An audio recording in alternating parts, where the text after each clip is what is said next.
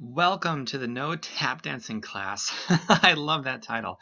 It's a perfect analogy. So I'm Tom. This is going to help you dramatically shorten the time it takes you to go from where you're at now to where you want to be to actually get some results.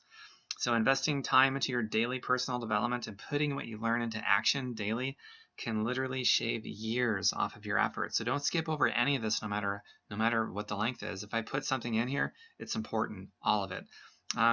Very much a protector of both your money and your time. So just so you know, the how-to stuff, it always falls on deaf ears for those who miss the gold that's found in the stories and in the mindset. So let me prep you first so you hear and do what I'm going to teach you. So the first 2 years of my business, I was a tap dancer and I produced very little, next to nothing. Most of you probably know exactly what I'm talking about, even if you've been a business owner for a couple of days or a couple of years. My post 2 years, I stopped tap dancing for my prospects and as well as my business associates, and I blew it up. I'm respectful, but I do not tap dance anymore. When I started this thing, I was totally broke. I was almost homeless, no job, no income.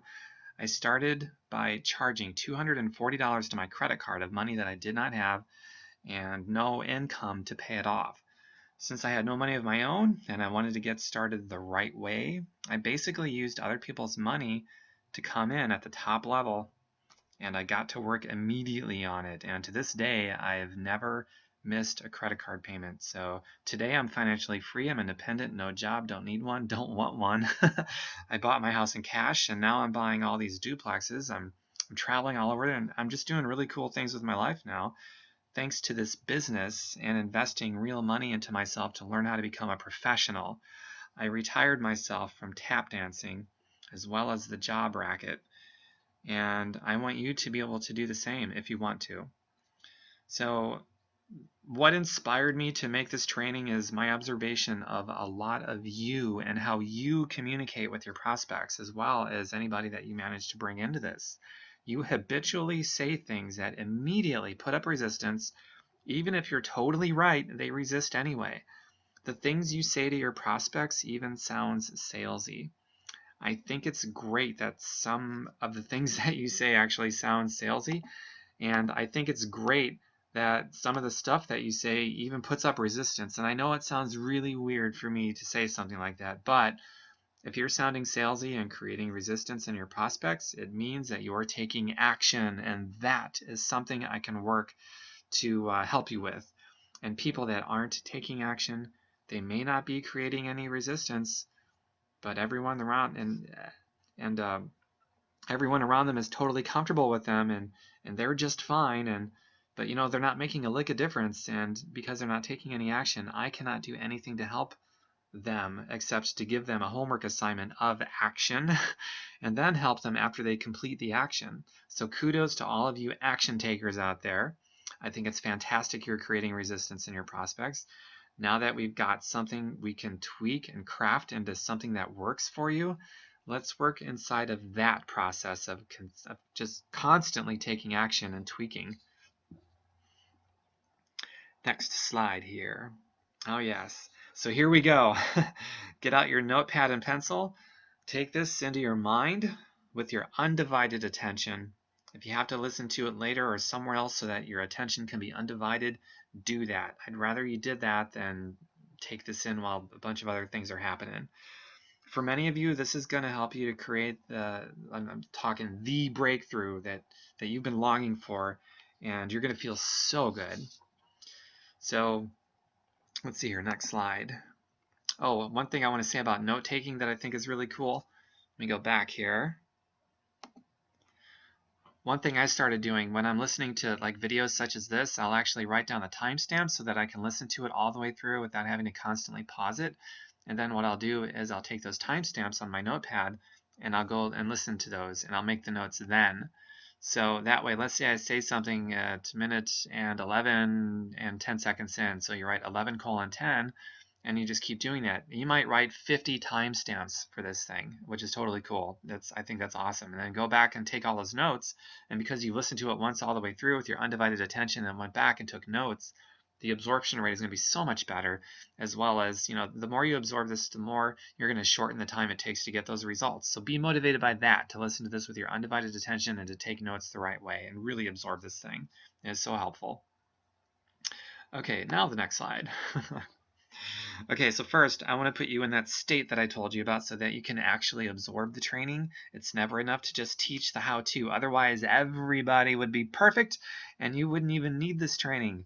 So let me put you in a state where you're actually going to absorb and use what you learn to create the big action and correction.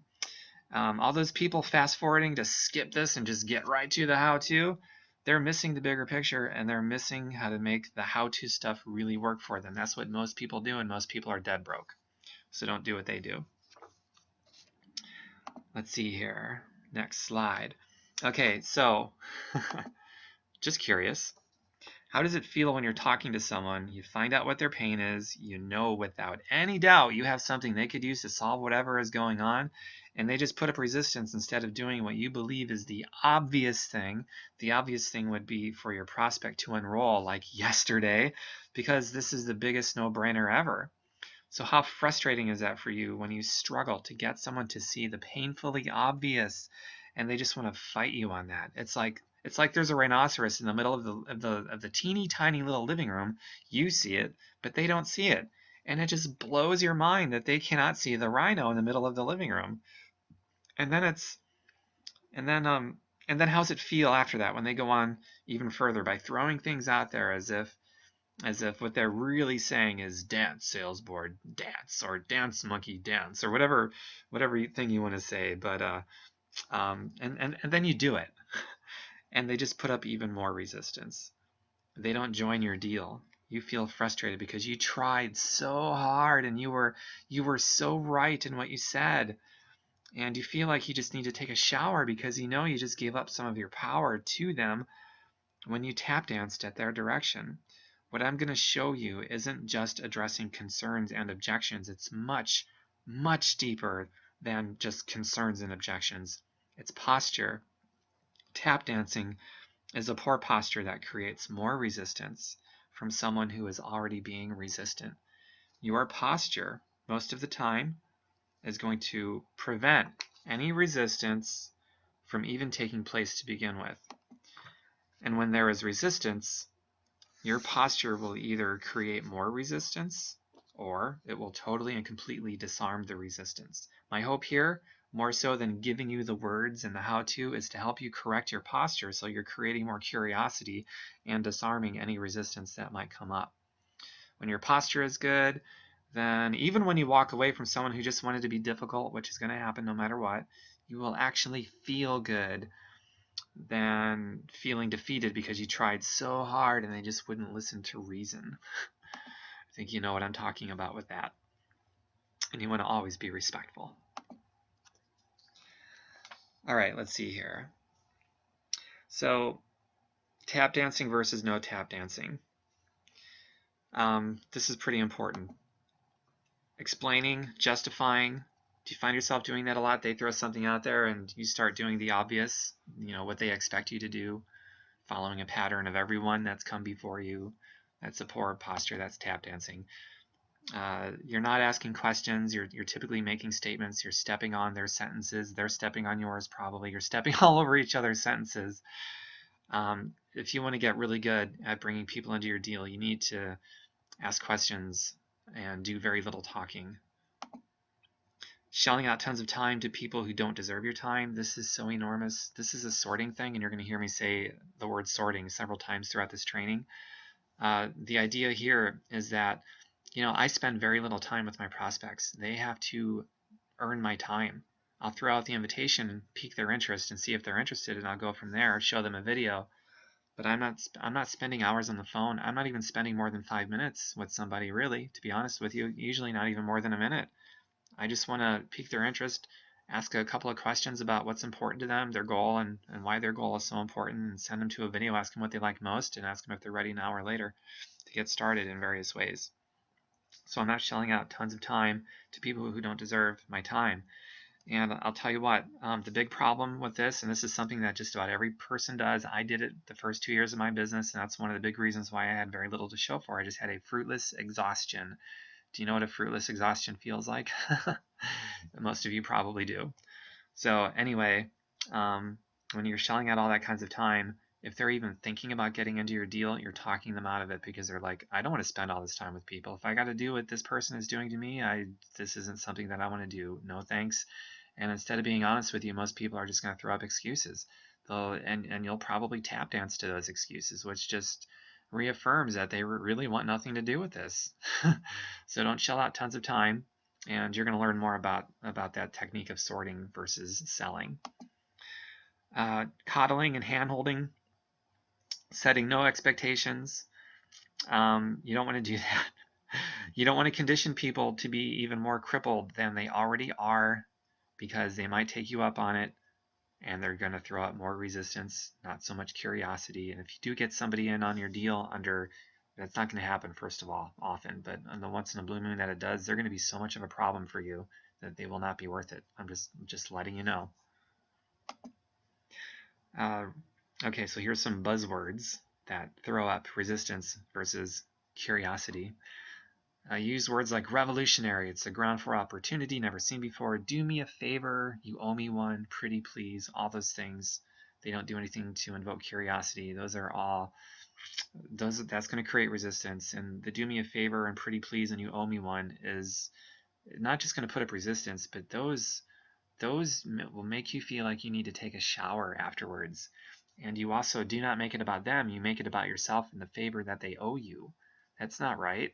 So don't do that. That's a beggar's mentality, and they're not going to want to beg to their friends, so they're going to see you doing it to them. They don't want to do it. They're not getting in your deal. And so what if you got them to listen to a presentation? They're so closed off to it because of the way that you got them in front of the presentation. They're probably not even going to hear what's in it because of your posture. So don't do that. All right. The tap dancing part. No tap dancing, so no tap dancing. You got to have really great posture. I'm still trying to decide how I want to define posture, but I'm going to give you plenty of examples so that you're going to know exactly what it is, okay? So don't worry about that.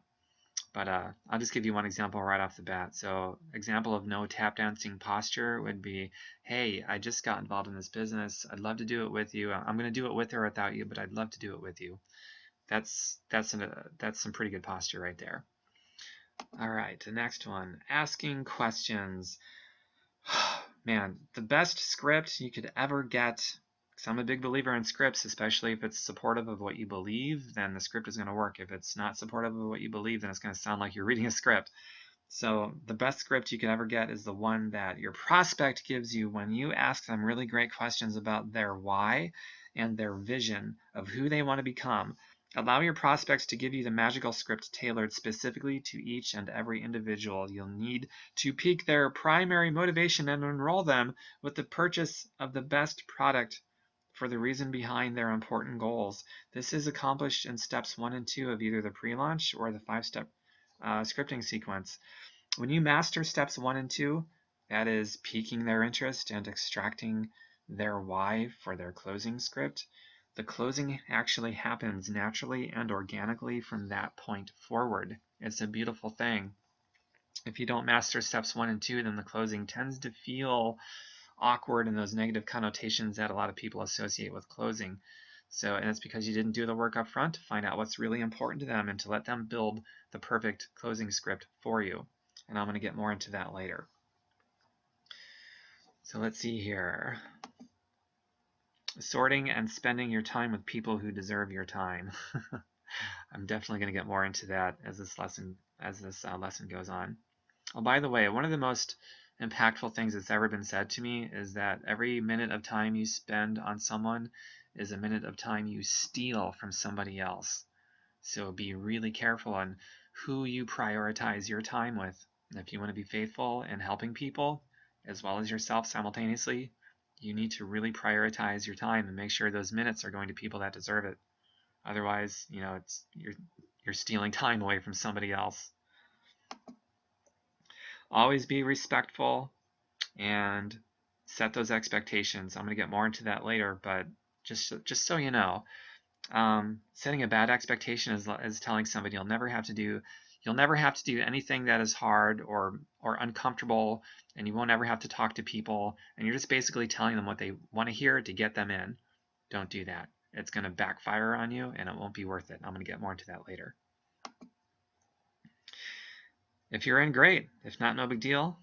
Doing this with or without you, but I'd love to do this with you. So there's no tap dancing, and it's respectful, and it's releasing, and you're coming from a place of abundance. It's a beautiful thing. It's gonna, more than likely for most people, it'll create more curiosity and less resistance. So that's, I don't know about you, but man, that's a good thing.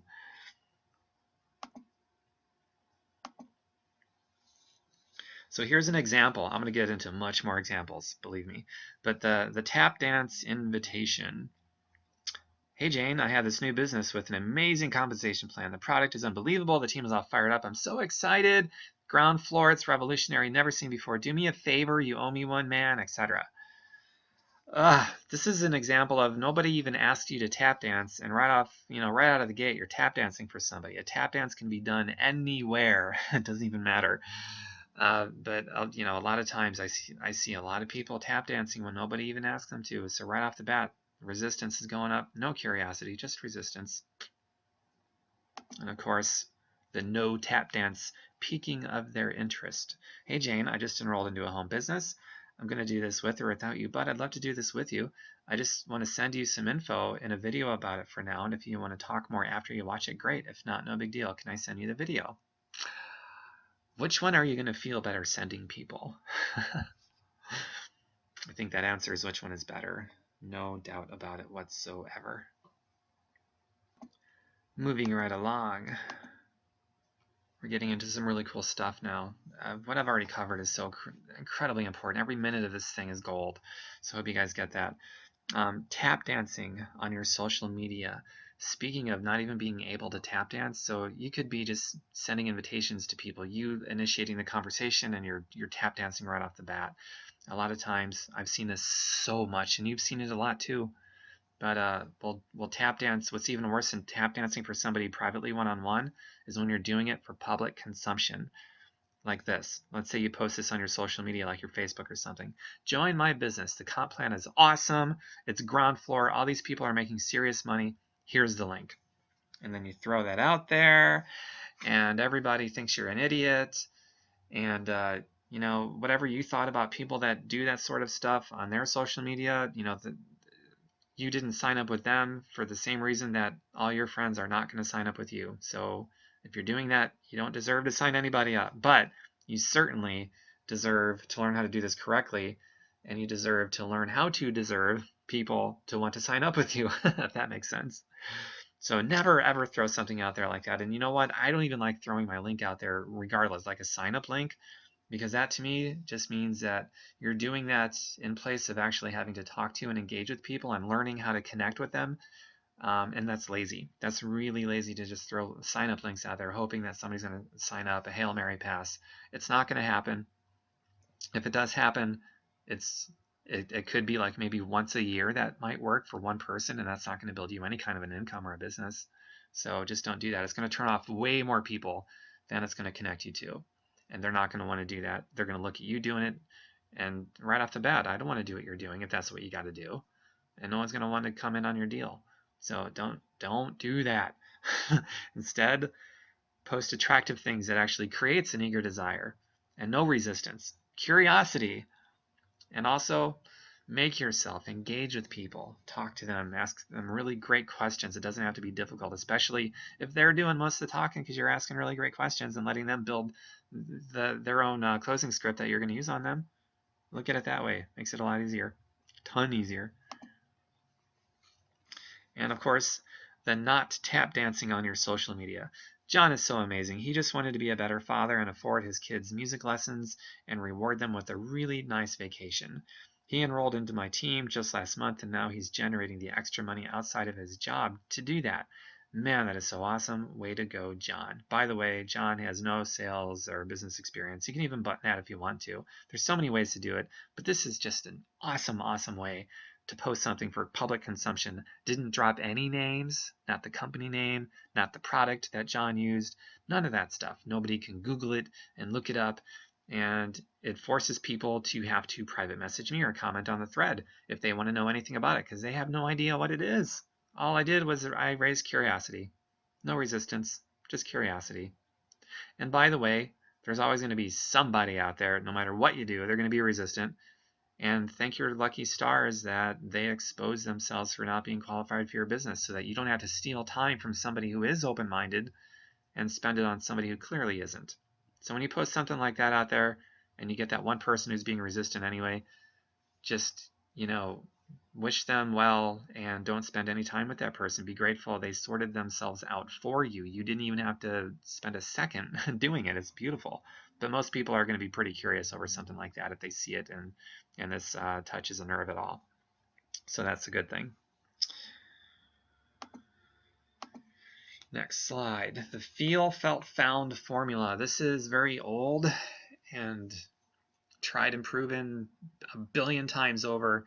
It's relevant today. It's always going to be relevant because, this is just reflective of human nature. It doesn't matter. It withstands everything. It doesn't matter what the economy is doing. It doesn't matter who you're talking to. The culture, different cultures, different economic classes, different whatever the objection or the concern somebody is voicing, and it's timeless.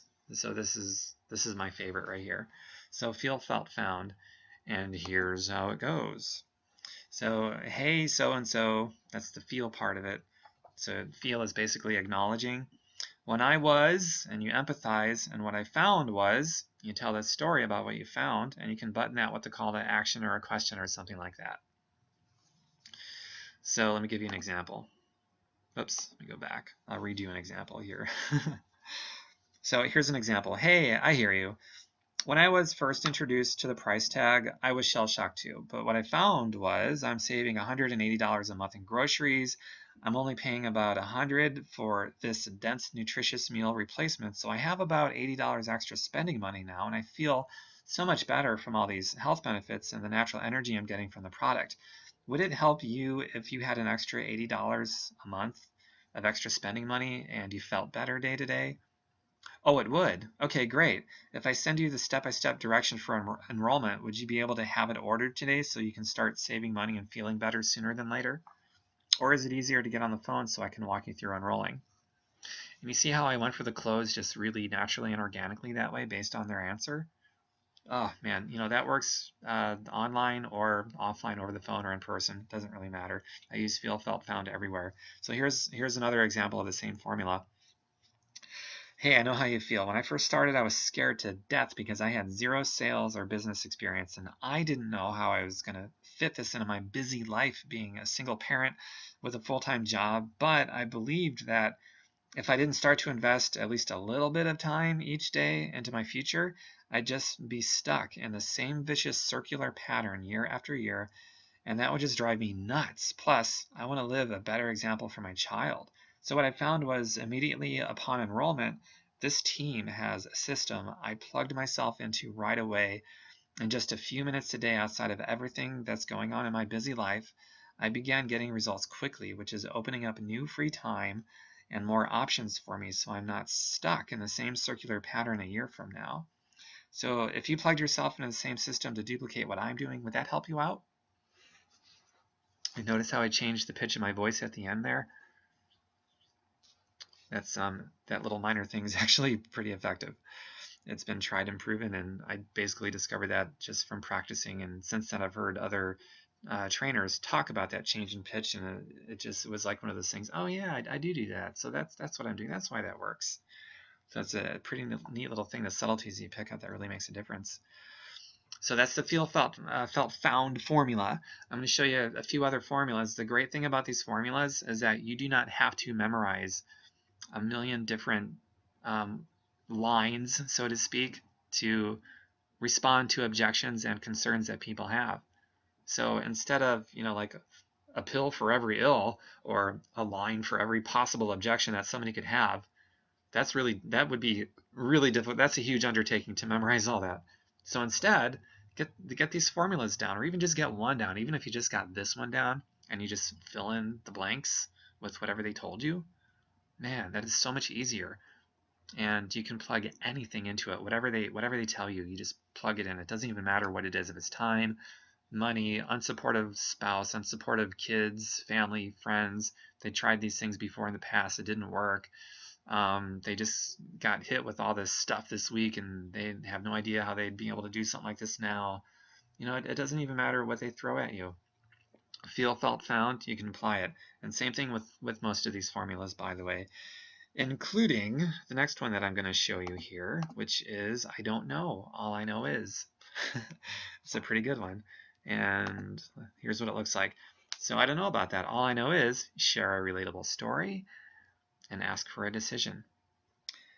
So that could be something like, I don't know about that. All I know is one of our participants just busted a 20-year weight loss plateau, and she's generated an extra income from it in her spare time to pay down her debt. You can try it too, and if you're not happy with it, they will give you all your money back. Would you like to get started on all you want to do now or later? And then pause, let them respond. And who can argue that? And if they're not ready right now for whatever reason, just say, no problem, when you're ready in your own time, I'm ready for you. But at least if you have something like that to say, instead of, but it's good for you, and tap dancing, you're more likely to create curiosity than resistance. So remember the I don't know, all I know is formula. I forget the name of the guy that invented that. It's not mine, by the way, but he flunked out of high school. He never even graduated high school. I don't know if he got an equivalent since then or not, but basically he got into the sales world, and he just invented this. Nobody showed him this. He did not know what he was doing, had no clue how to answer objections, so he just figured, I don't know, all I know is, and he pulled out a success story and asked for the decision. And it's like how it's one of those things that's just simple stupid. It's like there's so many people that are so smart, they miss simple stuff like that, and the simple stuff like that ends up being more effective anyway. It's just simple stupid. It's the best way I can describe it, but that's a little bit of history of how that came about and how effective it really is at a high school dropout or someone that flunked out of grade school. Just created this because he didn't know how to handle objections, and he went on to make millions and millions of dollars. Actually, I believe it's more like billions of dollars with a B. So that's pretty powerful. So I don't know, all I know is, this is a formula for referrals. So I don't know about that. All I know is share a relatable story and ask for a referral. So it could look something like this. I don't know. My friend Tom sold enough product with zero business or sales experience to buy a house in cash, and I recently retired myself from the day job. I'm here for you when you're ready. In the meantime, who do you know who is motivated and wants to make some money that I could offer a hand up to? How's that sound? There's no tap dancing involved. It's respectful. They don't feel like they're lesser of a person because they're not ready right now. It's really good stuff. This keeps people who aren't ready right now, for whatever reason they perceive that they're not ready right now, safely in your tumbler or in your pipeline or whatever analogy that you want to use. And you want to keep as many people there safely as possible, because you don't know who's going to be ready and when they're going to be ready. You just know that it's going to happen. Most people that I've enrolled, and I've enrolled tons of people, it wasn't the first time I showed them this. I kept them safely in my tumbler, and when they became ready in their own time, because I did not alienate them and I made them feel okay about not being ready on my timetable but their timetable, when it suddenly became ready, I was their only logical choice. So they enrolled with me. So it's a pretty cool deal. Just remember that. No tap dancing, but be respectful, and you'll keep people in your tumbler. All right, so moving right along to the next one. The deadline referral formula. This is one of my favorites too. So much power to leverage in a real, authentic, true deadline, not just one that's made up. But that could look something like, let's see here, click. All right, so there's the formula. Again, just, man, put the formula in your brain if you want to start leveraging deadlines. They're so powerful to find out who's ready now and who really isn't. It could really help somebody overcome their procrastination with something like this. So the deadline formula is basically, let's see here. Okay, so it could look like this. No problem. When you're ready in your own time, I'm ready for you. By the way, our next profit training sequence starts May 1st. If you're ready by April 25th, you can catch this one and maybe even begin to create some extra money before the May training sequence even starts. In the meantime, who do you know who is in a similar situation as you with an openness in starting before the April 25th deadline that I could offer a hand up to? Oh, by the way, here's another awesome referral formula that I love. It's not necessarily deadline driven, though I love the deadline driven one, but here's one that you can just use whenever, whether there's a deadline or not. But it could look something like, no problem, when you're ready on your own time, I'm ready for you. By the way, we just brought in a lady who works in the mortgage industry as a broker who is just really tired of spending her time in her office with pictures of her kids, and now she gets to spend more time with the real thing. So who do you know who would like to spend more time with the real thing rather than pictures of their family at the office that I could offer a hand up to? That works really well. Basically, in that one, you're using things that they said and you're attempting to describe the person that they want to become or the scenario that they'd like to be in. And you need to be a collector of success stories to use these formulas that I'm giving you. So be a collector of success stories, put some of them to memory, keep them in journals, and you can pull them out as they become relatable to the person that you're talking to. So you want to make sure that you're always telling the truth and not just making up stories, but they need to be real. And they're so powerful. If you're not a collector of stories, then you're not going to be nearly as effective as you possibly could be, and it's going to take you a lot longer to build your business and to get the income that you're looking to get. So let that motivate you to get your stories and be a really good collector of those stories. All right, I'm going to show you some more really cool no tap dancing things you can say to people to help you increase your enrollments and feel good whether someone enrolls or not. First, I have a couple questions and some words of wisdom before we go on, because you need to hear this and absorb it so that you use it and you make it work for you and shorten the time it takes for you to get the results that you want. So how do you feel about these responses? How do these responses feel to you? If you start using some of these responses and carrying yourself with this kind of posture, do you think that you will feel better talking to people and even walking away from people, whether they enroll or not? My hope is that it's a resounding yes for each and every one of you. I would encourage you to get better instead of looking for an easier way. When you let someone come in under a false pretense of don't have to talk to anyone, don't have to leave your comfort zone, you're basically letting them set you up for someone to blame when it doesn't work out. And they will blame you, so don't buy their blame pill.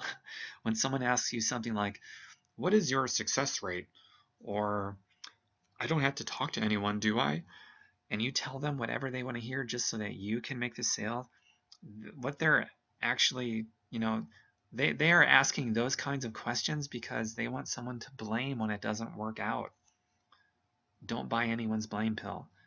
Yes, you have to talk to people, but we have these scripts and they're awesome. My friend Tom was so shy he would get sick at the thought of having to talk to anybody, but he was able to use these scripts and now he's financially free. Just curious, if you duplicated what Tom did, would that help you?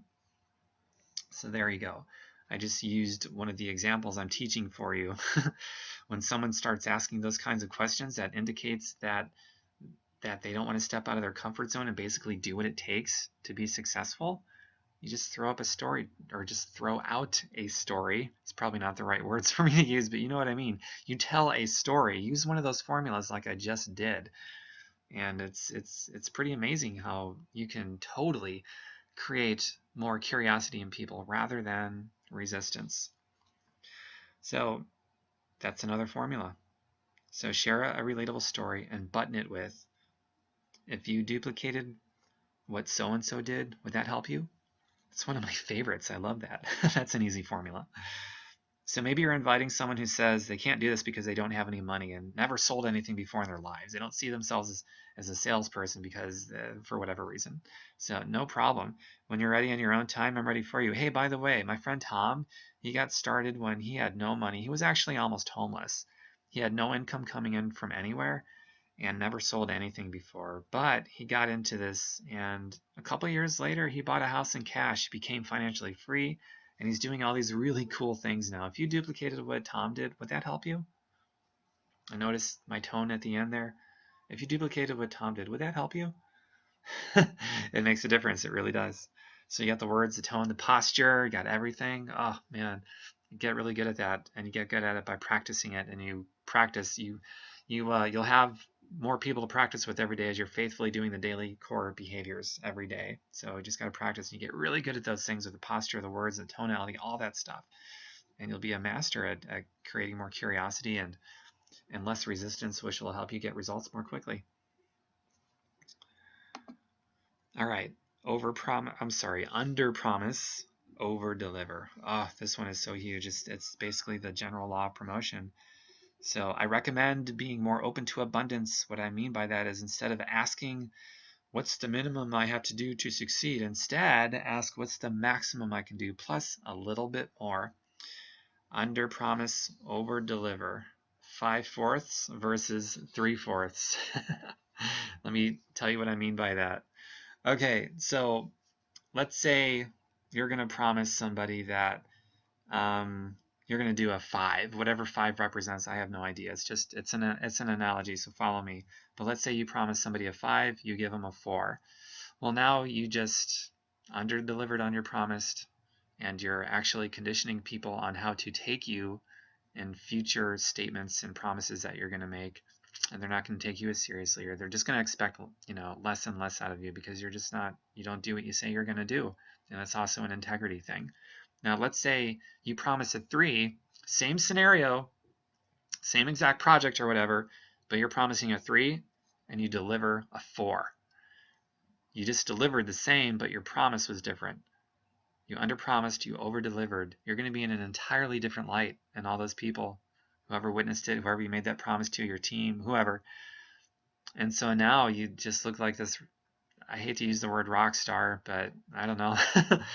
But I mean, you get the difference there. You want to underpromise, over-deliver. That's how you get promoted in life. That's how you get promoted personally, professionally, in the universe in which we live. It's a general law of promotion. It's existed for so many thousands of years. And every person that's a wild, self-made success story, they are very familiar with this law of promotion, and they're also familiar with the laws of sowing and reaping, reaping and sowing. So you need to get really familiar with them too, because the natural laws of the universe, they don't ask you to like them, they just ask you to use them. So use them. I don't at all want to, I don't want to, how do I say this? I don't want to teach you what to think, but I want to teach you how to think. And this is definitely a how to think sort of thing. Under promise, over deliver. That's how I want you to think. I don't want to tell you what to think. I mean, that's going to, under promising what? I mean, you decide. And over delivering on what you decide. Be a free thinker.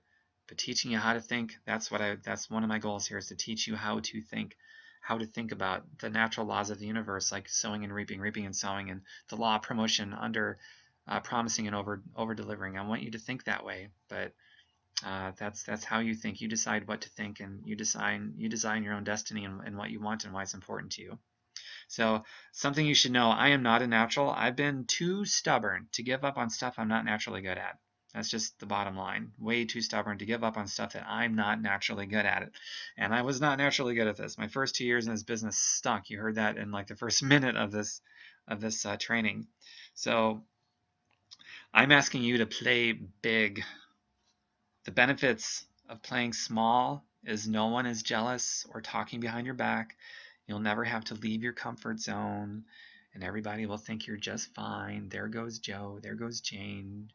Joe is a cool guy, easy to get along with, doesn't ever rock the boat. Joe is a cool guy. But the downfall of playing small is you won't make as big of a difference in other people's lives. You won't inspire who you're supposed to inspire. Playing small does not serve anyone's poverty. Did you hear that? Playing small does not serve anyone's poverty or anyone's hardship. So all that playing small does is it protects your ego.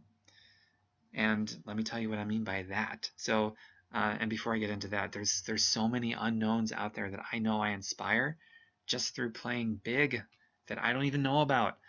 There's all kinds of silent lurkers just on Facebook and social media that go on, they see something I share, it inspires them to do something, whether they get into my deal or they do something else.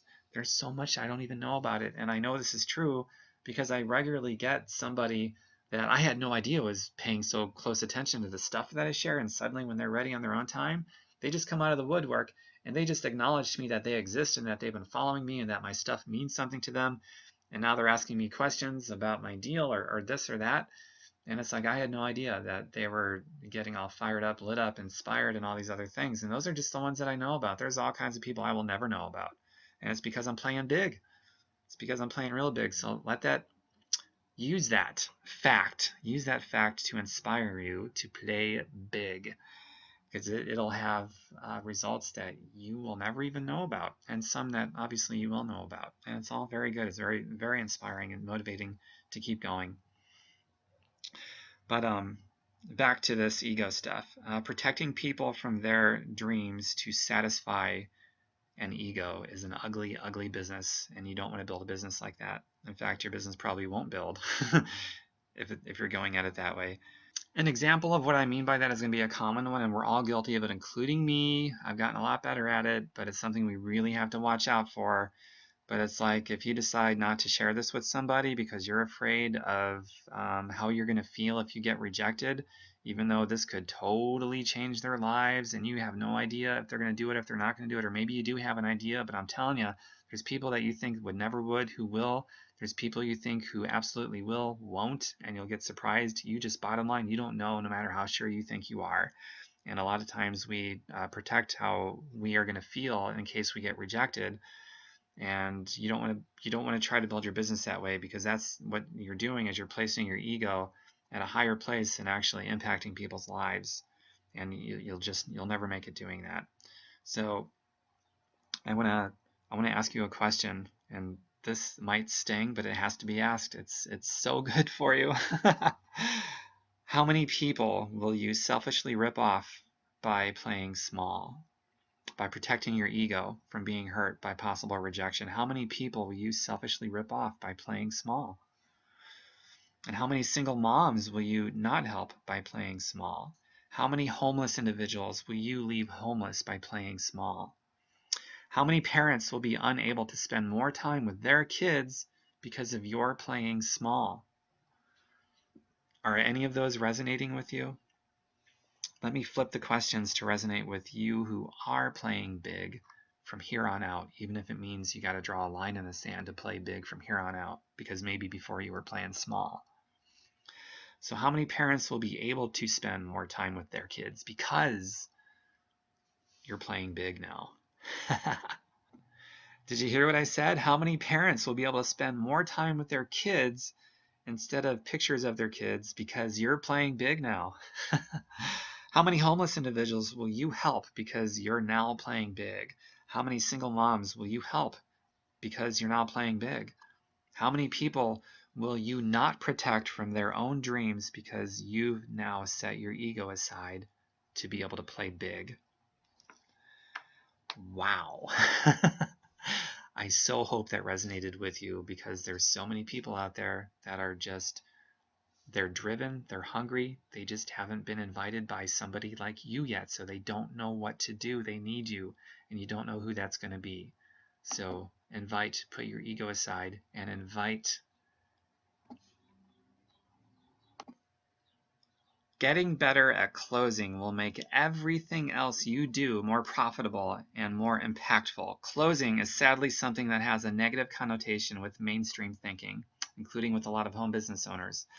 Closing, in reality, is something so powerful that if enough people embraced closing, we could reverse nearly every problem that exists and maybe even save the planet.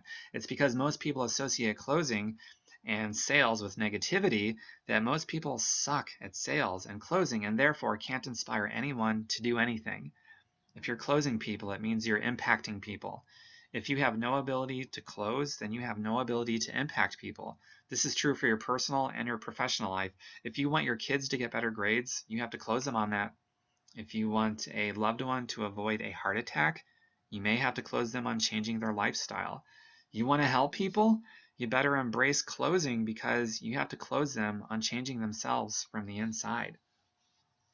So you need to get over any negative connotation that you have with closing. Maybe you just needed to realize what closing really is in reality. And now that you've heard that and you can't unlearn it, embrace closing.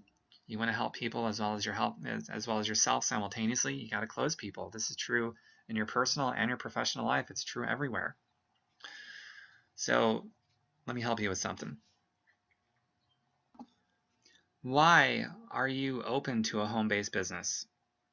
What has recently changed that has you open? Has your company been hit by the economy? Have you ever tried, or are you currently trying to do a home business? Just curious. If you had a magical wand, what would your ideal home business look like? What would your ideal sponsor be like for you? So if you were to join now, what would be the biggest benefit to you joining? Oh, really? Tell me more about that. Oh, so if you don't accomplish that goal, what will that mean for you, say, a year from now? Oh, wow. So is not achieving that goal even an option then? Mm-hmm. How much extra money do you need to create per month? If I may ask, why is the money important to you? Maybe I can help. Oh, really? Well, tell me more about that. Oh, so if you don't accomplish that goal, what will happen a year from now? Oh, wow. So is not achieving that goal even an option then? So that's a series of questions that you need to get really good at asking people. The conversation has to flow naturally. You should be doing the least talking. In fact, anything you say should really be in the form of a question.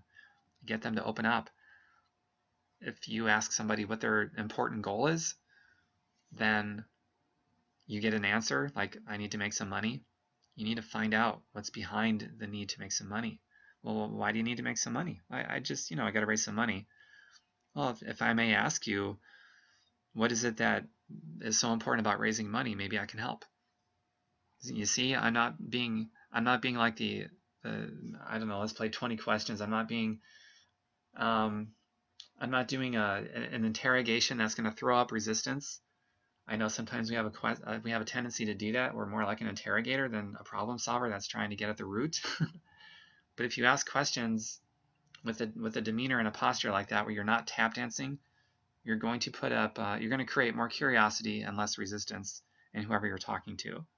So those questions that I just gave you, those are so extremely valuable in helping you help other people. They're extremely valuable in you having the ability to get your prospect to create the closing script that you are going to use on them just by asking those questions. You got those questions, and now it's like, based on what you've shared with me, I think you may want to take a look at what I do. We've helped a lot of people in your situation. And by this point, you've created so much of an eager desire because you were the best conversationalist ever, even though you didn't really say anything. You just asked some questions.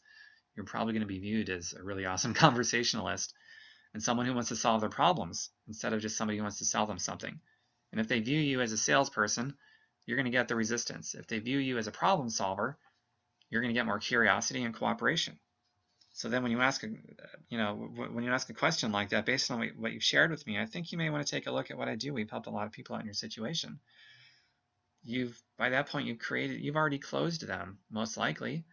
You created such an eager desire in them to want to see that video and to want to get in on your deal.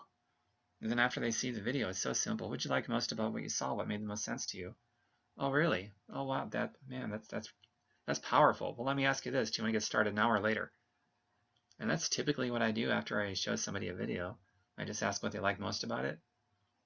And I have to play this by ear a little bit, but generally the thing that I do after I ask them what they like most about it is that's pretty powerful. That's amazing. So let me ask you this. Would you like to get started on that goal now or later? And most of the time it's now. It's pretty cool. If they're not ready right now, in your own time when you're ready for you. And I could plug in any one of those other formulas before too. So it's pretty cool stuff. Here's another one you could ask. This may or may not be a fit for you, but our program has helped a lot of people in your situation. If you'd like, I can send you some information. If not, no big deal. So no tap dancing, just all curiosity, no resistance, and you're coming from a place of abundance. It's just beautiful. I love it. And you feel good walking away after having said something like that, or typed it in an email, or copied and pasted from a script. Another one is, are you open to taking a look at something? Based on what you just shared with me, I doubt the business is a fit for you, but I think you love the product. And now, you know what? because you took the business away from them, they might be like, well, I might be interested in the business. You never know. They might correct you in that and say, well, show me the business. Or if they have no interest in the business, they're going to be more interested in the product because you didn't try to shove the business down their throat. So there's some pretty cool psychology in there. Another one is, would you be open to a side project that wouldn't interfere with your job? It may or may not be a fit, but based on what you shared, I think it might be. Let me know. I'll send you some info about it. So the same kind of concepts, just curiosity, no tap dancing, coming from a place of abundance. It's really good stuff, guys. I hope you got that. So, man, listen to this more than once. I'm serious, and start, take the notes, write down the timestamps of where those really great questions are that I read off to you. And I want you guys to seriously absorb these, type them out. The reason why you don't see a lot of this stuff in the slideshow presentation that I'm showing you is because I want you to absorb this information. And if you're listening to it and then you're typing it and then you're reading it as you're typing it and you're putting it into your own script journals, it's going to be more absorbed. And if you're talking to people where it's more offline or on the phone and you need to be able to think on your feet more than have to go back and copy and paste from a script document, you're going to be more prepared because it's going to be better learned and absorbed into your brain. It's really important, guys. Let's see here. Moving on to, actually, this is the last slide. So there's just a few things that, a few more stuff that I want to read to you from my own script journal. And these, oh my God, these are these are pretty fantastic too. You're going to light up just listening to them because they're so good. And I have no doubt you're going to be adding them to your script journal. So, by the way, I want you guys to be more addicted to the activity than the results. If you're addicted to the results, and the results are important, sure, you've got your vision and your why and your goals, but it's going to emotionally exhaust you. Being focused on the results doesn't get you the results. Being focused on the day-to-day activities and making yourself better and not going for easy, but sharpening your skill set, that kinds of things, being focused on the daily core behaviors, the vital behaviors, the core activities, that's the thing that's going to make the results actually come true. So I want you to be focused on that and not the activity, and not focused on whether somebody says yes or no. If you're in, great. If not, no big deal. That's your focus. You're not just saying it, but you're believing it. And that way, if you believe it when you say it, it's going to emote from you. And they're going to be more likely to join you anyway because you're going to be so much more attractive. So be addicted to the daily core behaviors. I'm going to do this with or without you, but I'd love to do it with you. That sort of thing makes all the difference in the world. Makes you way more attractive to people that you're talking to.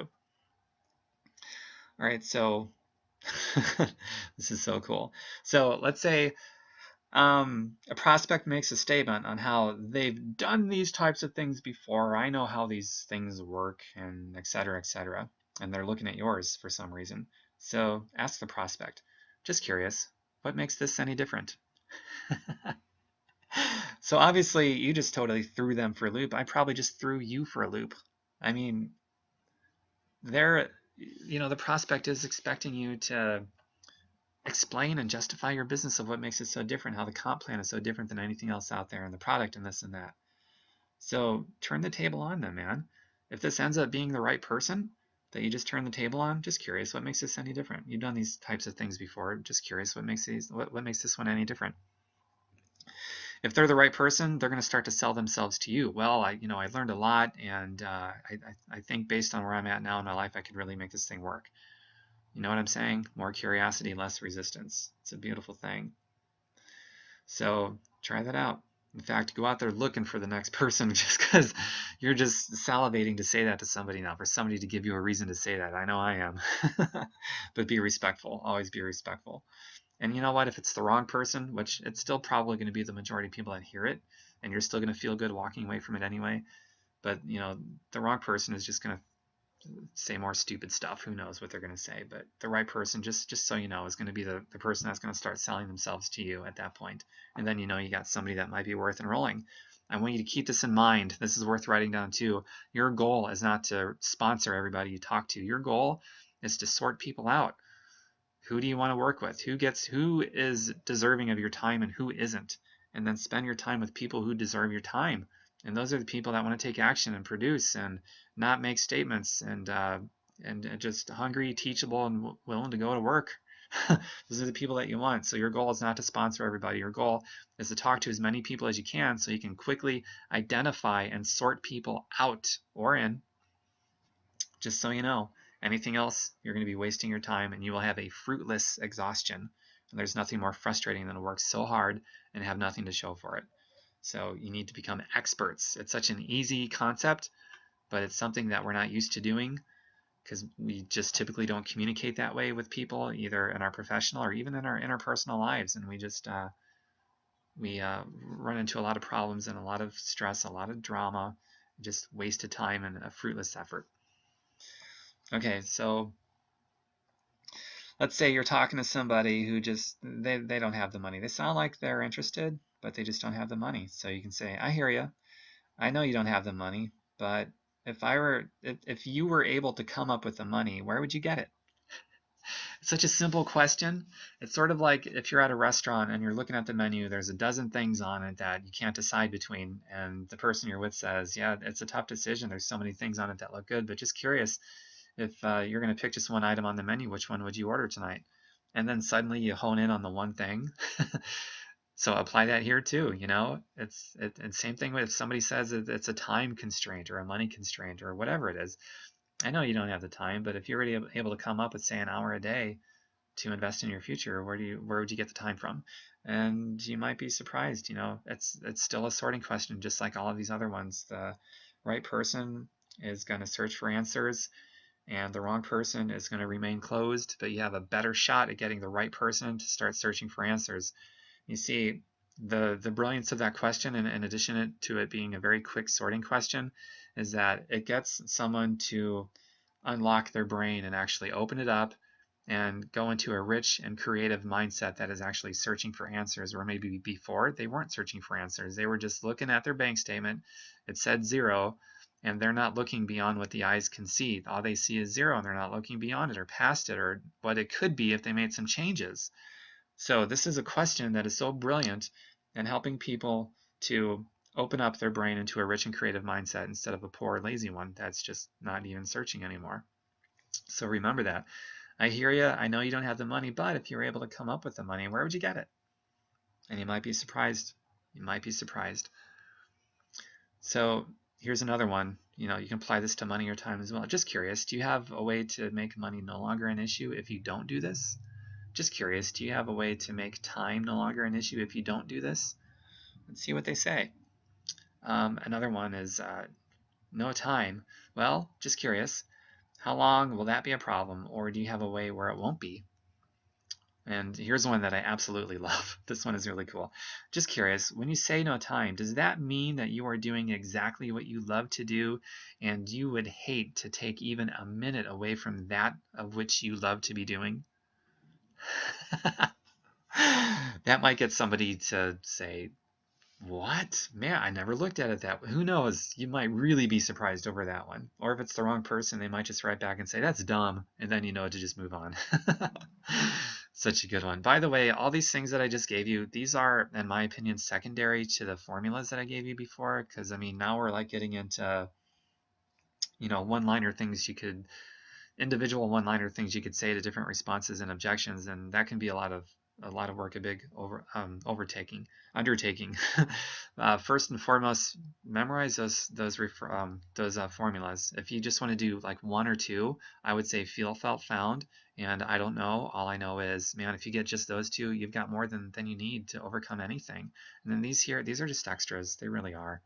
But I would definitely not stop once you have those formulas down, like it's like them like the back of your hand. It's just automatic and you say them and it's fluent and you're successful with them. At that point, then I would totally suggest learning more, because you should just always be learning anyway. You're just gonna get better results, quicker results, and be a better teacher and help your team out more the more you're learning anyway. So but first and foremost, those the feel, felt, found, and I don't know, all I know, master those. And to reiterate what I said earlier, the only way you're going to master them is to practice them, and the only way you're going to practice them daily is you're doing the daily core of activities faithfully every single day. Those are vital behaviors, guys. And the reason I say they're vital is because, compare it to the vital signs of your body. If you stop breathing, you're dead. If your heart stops beating, you're dead. those vital activities of talking to new people every day, inviting people every day, personal development every day, creating, sharing attractive content every day. You need to be doing those. Without doing those things, your business is dead. They're not optional. If you want to build your business, they're not optional. And it's going to give you all the practice that you need to really master all these things I'm showing you here. So remember that you're building, the building of your business is going to be successful. The more faithfully that you are intersecting both action and personal development every single day. That's how you advance yourself and life in general, personal and professional life, and your spiritual life for that matter too, for those of you that are spiritual. So to continue further with the no tap dancing, this is really awesome stuff too. So what if the prospect didn't watch the video at the agreed upon time, and you're following up with them to find out what they liked most from the video that they haven't even watched yet? It could look something like this. Hey there, this is Tom. I'm just calling you back to see if you watched the presentation. I know we were scheduled to talk right now. So what did you like most about what you saw? Oh, you didn't watch it yet? All right, cool. Well, tell you what, I've just got to prioritize my time. I've got 11 other people that did watch. I hope it's cool. I'll come back to you here in a couple weeks or something. And I literally button it with or something. And I'm telling you, I've got 11 other people. I will pick a number that's actually true. It could be 3 people, 5, 11, could be more than 11, but it's going to be true. And the way you make something like that true, guys, you will never ever, you'll never attend a training of mine where I'm teaching you manipulation or to just make stuff up. I do not teach that. I think it's wrong. I don't want you to do that either. That number, whatever number you pick, it needs to be true, and then you can leverage that number to say really cool stuff like that where you're not tap dancing for somebody. And I'm going to say it again because it's important. The way that number is true, or any number is true that's beyond 0 but 1 or more, is you are faithfully doing the daily core activities every single day, period. And then you're going to have numbers. You're going to have stuff you can leverage so that you're not tap dancing for people. It's really awesome. So the right person that hears that, they're going to be like, you know, they're going to start to interrupt you and say, hey, wait a minute. You know what I'm saying? And you know, the wrong person, just they're probably not going to care anyway, and you just quickly identified someone that you don't want to spend a lot of time with. So either way, it's all good, because remember, your goal is not to sponsor everybody that you talk to. It's not even to sponsor everybody that's watched a video or hasn't watched a video.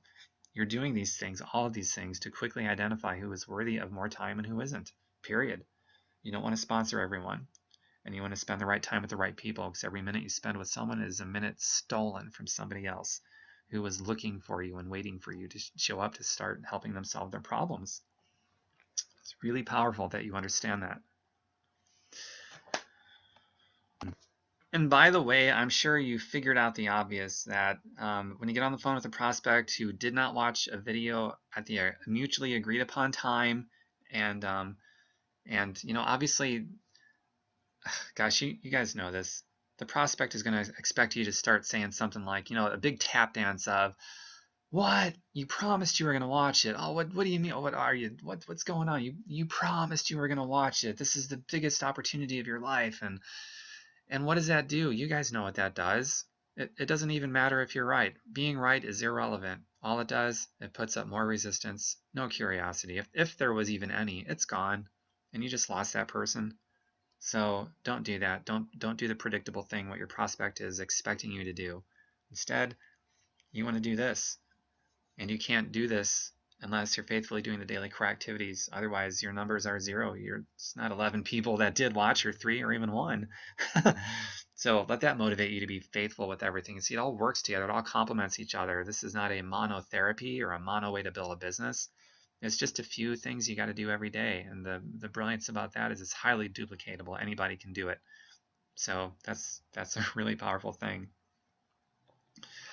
So what if a prospect doesn't show up to an event? It's the same kind of concept. So, hey, Jane, I just want to apologize for not doing a better job of explaining the meeting. We had a ton of people here, and a bunch of people actually jumped on. But hey, I've got to prioritize my time. I hope it's cool. I'll catch up with you here in the next couple weeks or something. So you guys get the gist. This is not you tap dancing for you, or it isn't you tap dancing for someone who just broke a promise or didn't do what they said they'd do. This is you maintaining your power, you maintaining the posture. Your time is valuable. You should not be begging, because your time is valuable. Spend precious time with the right quality people who deserve your time. When someone tells you no or breaks a promise, they may have just done you a huge favor. You don't want to waste your time that you can't ever get back training a negative no. You want to invest your time training a positive Paul, and someone with enough integrity that they're going to at least do what they said they're going to do, right? Okay, so what if someone tells you that they're not talented enough to do what you do? How do you respond to that without tap dancing? And in this instance, tap dancing could be an effort to try to build them. Oh, that's not true. You're so talented, you don't even know it, and you're just trying to build them up. And you sell yourself short. You've got so much going for you. And typically, what does that do? They'll say, yeah, thanks. But you can see it in their face or hear it in their voice. They're still putting up resistance, and they don't believe you. They might believe you mean it, but they don't believe it about themselves. So there's more of an internal resistance and maybe even less curiosity now. So here's a perfect way to respond to anybody that believes that they're not talented enough, they can't do what you do, they don't have the right skills, they just feel they're too stupid, or whatever the case may be. So, well, let me clue you in. Here's what I did with you. I piqued your interest reading a script. I listened. I didn't say much. I pointed you to a company tool that you went through. Could you do that? How long do you think that we've talked for? Could you do that to create a side income that could potentially replace your full-time income a few times a day, a few times a week? Isn't that pretty neat? I'm really transparent about this, guys. Even when somebody asks me, well, why don't you just do the presentation? I say, no, I have a policy. I never ever do that. But here's the video, and if they're still insistent that I do the presentation, I'm like, okay, look, let me just fill you in so you know where I'm coming from, because it's really important. If I do the presentation, which I'm fully capable of, would you be able to come in the same day and give that high-level expert presentation right off the bat and be able to sell this thing that way? And obviously the answer is, well, no, of course not. It might take me weeks or months or something to nail it to where people are going to want to sign up with me. Exactly. If I do the presentation, you can't duplicate it. Therefore, it's going to be extremely difficult, if not impossible, for me to help you make any money. So does that make sense? And yeah, they say it makes sense. Okay, great. So here's the video, and we'll catch up after it's done so I can answer your questions, whatever. So I'm very transparent with people about that. And also, if you notice, one of the questions I asked is, how long do you think we've talked? If you talk to that person for hours, don't ask that question. As if you would need to. They know how long you've been talking, and they're thinking to themselves, my God, I don't want to do this. So that's another reason. You only want to spend a minute with people, not a lot of time at all. Not with prospects who haven't deserved more time. So how long do you think we've talked? It's been, if it's only been a minute or two, and you haven't even been doing much of the talking, they're going to be like, yeah, I can, of course I can duplicate this. Oh my God, this is easier than I thought. It really is. Okay, so here's another one. Remember that time I told you I had a conference call? Well, that's called a break in communication. And then I relied on that video I sent you to do the presentation for me. See, I don't want to do the presentation for you. No offense. I don't want to do the presentation for anyone. So be transparent in this too. When it's appropriate, be transparent and just, let me fill you in on what's going on. And then you can show them just by, when you bring somebody into this business, they've already been trained. In fact, you can say that when you're having a getting started right conversation with a new partner, a new business owner with you, a new rep. You can just basically say, you've already been trained. Remember how I brought you in? I asked you a couple questions, didn't say much, pointed you to a company tool that you went through, and we didn't really talk more than a few minutes. And they're going to be, oh yeah, shoot, I can do that. See the beauty in that? And then this thing just builds so fast that way when you get people on that get it, So what if a prospect has to reschedule an appointment with you, which is totally fine. When I set up an appointment to talk on the phone, for example, I always say, okay, I'm free this day and time, this day and time. Which one of those works best for you? Or actually more lately, I've been saying this a lot. Give me at least a couple different days and times that you're free, and I'll pick one that works for both of us, and then we'll talk on the phone for a couple minutes. So give me a couple days and times. They'll write back, and I'll go back and forth a couple times with them if I have to, if what they're giving me conflicts with other appointments. But basically, once we got the time down, the day and time, specified the time zone, okay, great. So this day and time, by the way, if an emergency comes up, because sometimes stuff happens, let me know as soon as you know, so that I have enough time in advance to be able to fill that time helping somebody else. Sound cool? They always say, yeah, it sounds cool. If I don't say that, I notice I get more people that just don't call, don't show up, no call, no show, no warning. And it's like, that is so unbelievably rude when people do that. But a lot of people, most people do it. So if I do that little technique, I get a lot less of that. There's still going to be some people who do that, because some people just have no integrity and they don't care about anybody's time other than their own. And that's just the reality of it. So you guys got to get over that. But you can at least minimize the number of times that happens. And that's a pretty good way to do it. So keep that in mind and put that in your script book. It's worthwhile, because you don't want to show up a bunch of times to a phone call appointment where they didn't show up and they didn't let you know ahead of time. That's for sure. So very, very important. And by the way, when I do follow up with somebody that didn't show up or call ahead of time and no call, no show, I just send them an email or private message, say, hey, I hope to goodness you're okay. I was on the phone this day and time. That's how I roll, always on time. And at this point, I'm just really concerned. I have no idea if you're dead in a ditch or in a hospital or what's going on. So just, forget about this other stuff. Just let me know that you're okay. And that's all I say. And if I don't hear back from them, then that's the only follow-up they get. I just cross them off. Nothing more to do with them at that point. That's it. And thankfully, I didn't waste a bunch of time with them. Okay, so what if a prospect has to reschedule with you? Getting back to that. Your response to them is, no problem. I'll move some things around. I'm free this day or this time, which is better for you. So going back to the selection statement of which is better for you, or asking them to pick a couple times so I could pick one, either way. But I'll move some things around. That indicates you got things happening, you're going places. If you tell somebody that you're open 24/7, you just look like an idiot. And they're looking at it like, I don't want to be open 24/7. I want to have a life. So never tell somebody, I'm free whenever. Whenever you need me, I'm here. Never, ever, ever, ever, ever, ever, ever, ever, ever do that. And if by chance it happens to be true that you're open 24/7, then you need to do the daily correctivities so that you've got some appointments. Because if you don't have any appointments, I don't want you just making stuff up that's not true.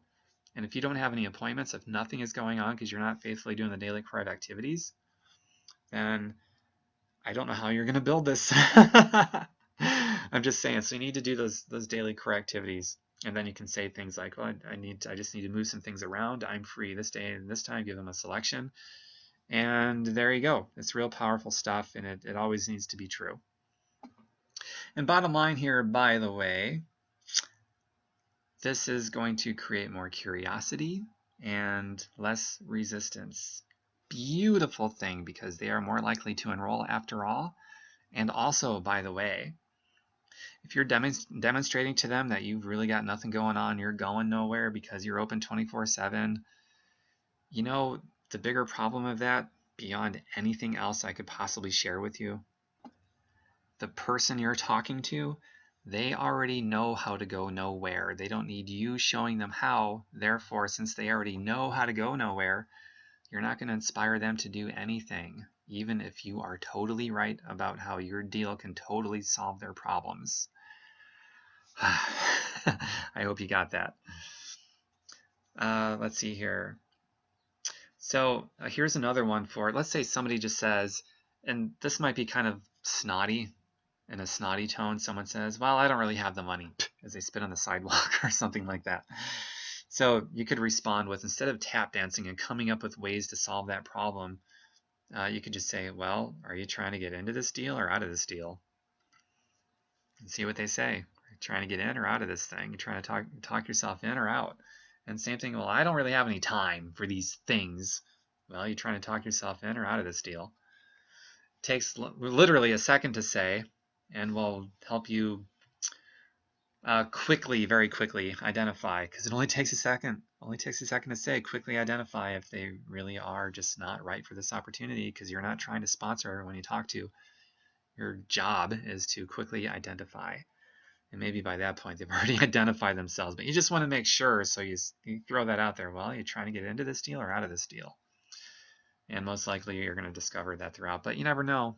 That 1 out of 50 people might hear that and be like, they might change their tone. Well, I don't know. Let's talk. Who knows? I just don't know.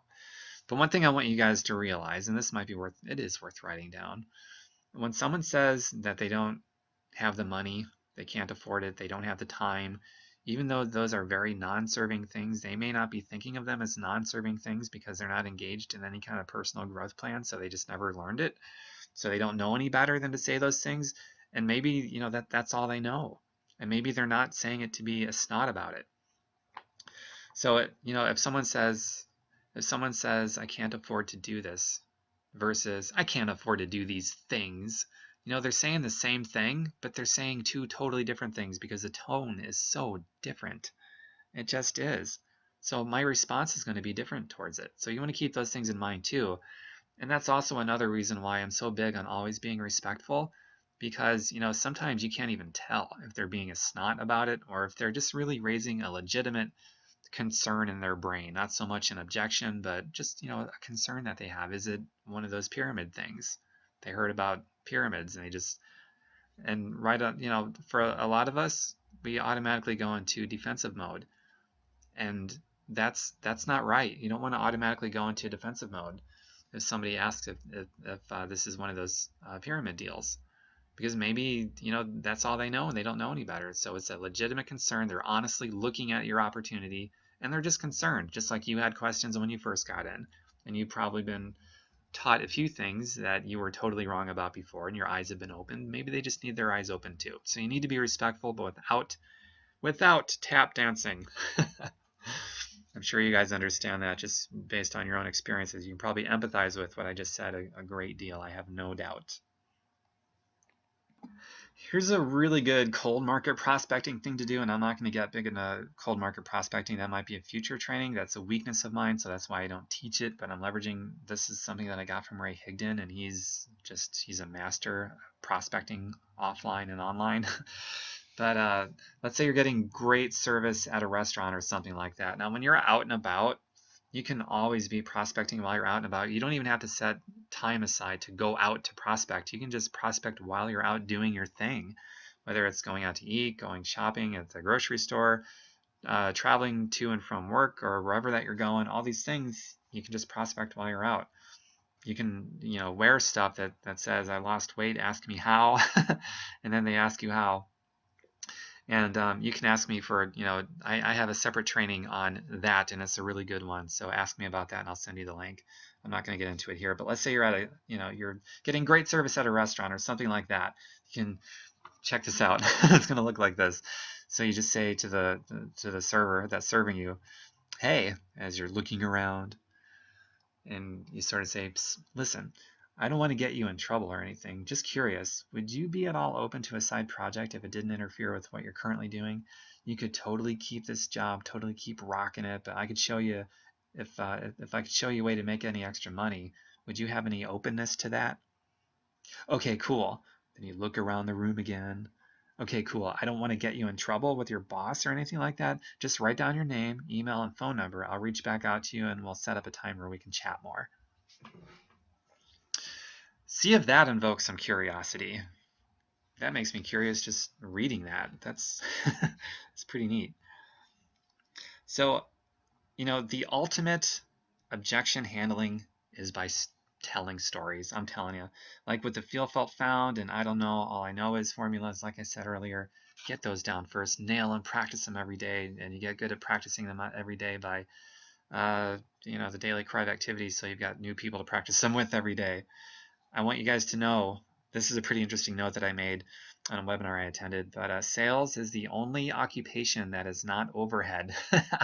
And every other occupation other than sales are all provided for by the salespeople. So kudos to all the salespeople that sell from the heart rather than from manipulation, but all the ones that are doing what's right and what's noble. Sales is pretty sweet when you look at it that way for what it is and what it should be. It's pretty awesome. Thinkers think, provers prove. That's one of the coolest things I've ever heard before.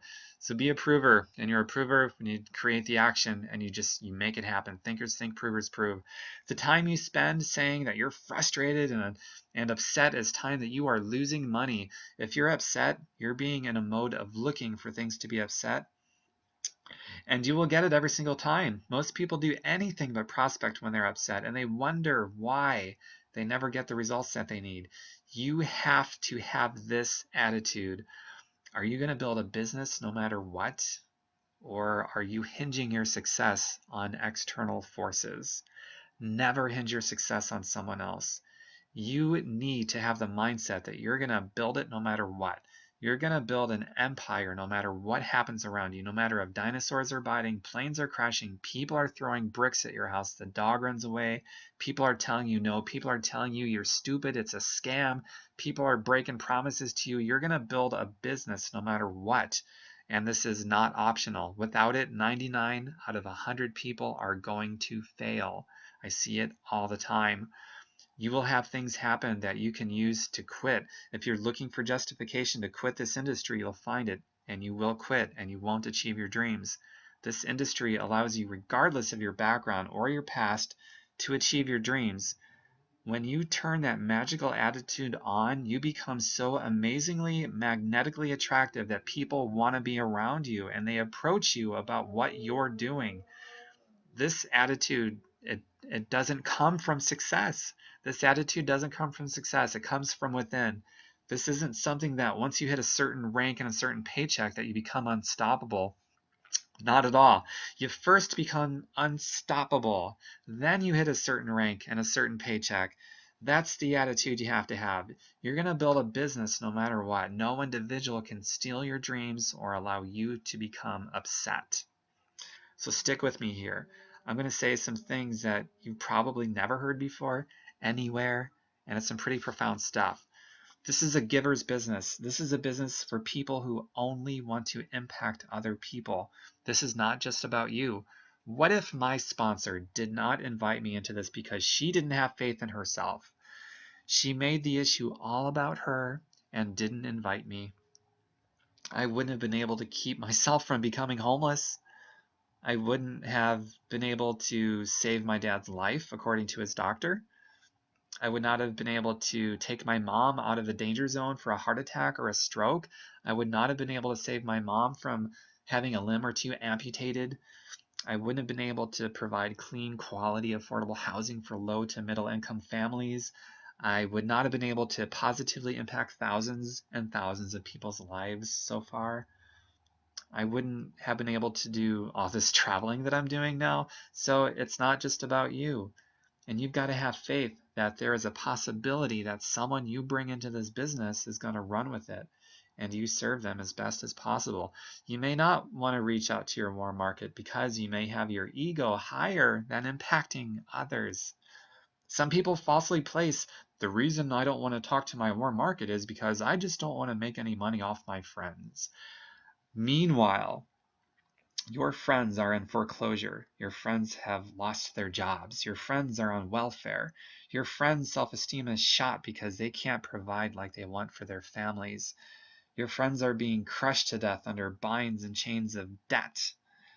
But because you falsely identified you don't want to make any money off of them, what you're really saying is, I don't want to have a damaged ego, and my ego is higher than actually helping anybody.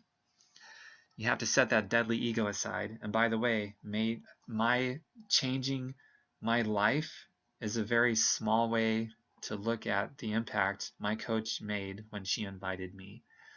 How many thousands of lives have I also directly and indirectly helped to change because my coach invited me? And some of you, how many thousands or millions of people's lives are you going to help change because I invited you? Or I invited someone who invited someone who invited someone who invited someone who invited you. This isn't a one-to-one ratio in this business. With every person you invite, there is a possibility that you just positively impacted millions of people's lives, mostly indirectly. Think about that. Think about that. There is no other business in the world that can impact people on a large scale like this can. That's why I love helping network marketers more than any other profession, because a good idea in network marketing and the results it brings in people's lives cannot be touched by any other industry, period. It's a logistical fact. This industry has created more independently wealthy people, most of whom started with nothing, than any business in the world. The only possible path anyone to call our industry a scam is sheer ignorance. So don't tap dance for them. Be respectful. Let them come around in their own time. When they are ready, you want to be their logical choice to enroll with, not just because they've decided they're ready, but because you've also conditioned them to be ready in the right way, with the right expectations, without any tap dancing. You'd love to do this with them, but only when they're ready to go to work and be hungry and be coachable. So that's all for now, class. I hope you created the breakthrough you needed. No more tap dancing, but always be respectful. Stay plugged in and turned on. Play big and be an impact person. Take care.